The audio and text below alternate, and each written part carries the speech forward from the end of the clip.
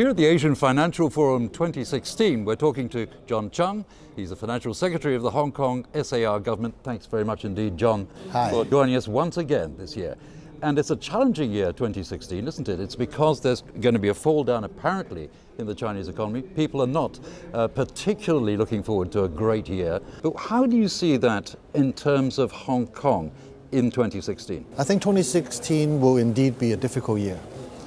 Following on what happened in 2015, which hasn't been easy, but since then we haven't seen the recovery of Europe, we haven't seen the expected recovery of Japan, and moreover many of the emerging economies are still in doldrum. That's going to be difficult, especially for Hong Kong, which is extremely externally oriented, and if there were a storm outside, it's going to affect us. So we need to rely a lot more on our domestic consumption. And I think that's where we will have to pick it up. So looking at the GDP growth of 2016-17, do you see it at 2%, 3%, something more than that? Well, 2015, we were able to achieve probably around 2.5, 2.4, something like that. So coming up, it would be difficult. Achieving 2.5 could be challenging. Yes.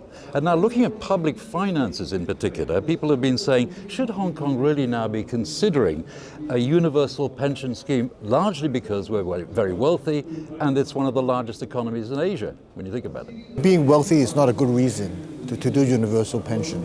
I think what we need to think about foremost is sustainability. Are we able to sustain that? And there are many examples in many rich countries in the world who are suffering from the implementation of universal pension.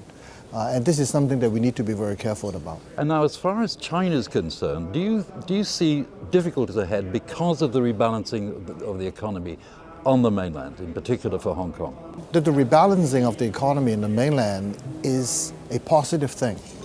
We need to look at it in the longer term, that with the rebalancing of the economy, with a lot more emphasis on domestic consumption and so forth, would be better off for China, for the region, for the world. John, one of the things that people have been talking about here at the 2016 AFF is the Belt and Road initiative being undertaken by China. To what extent do you think Hong Kong, as a financial center, is going to benefit from that in the long term? The Belt and Road is a long-term initiative.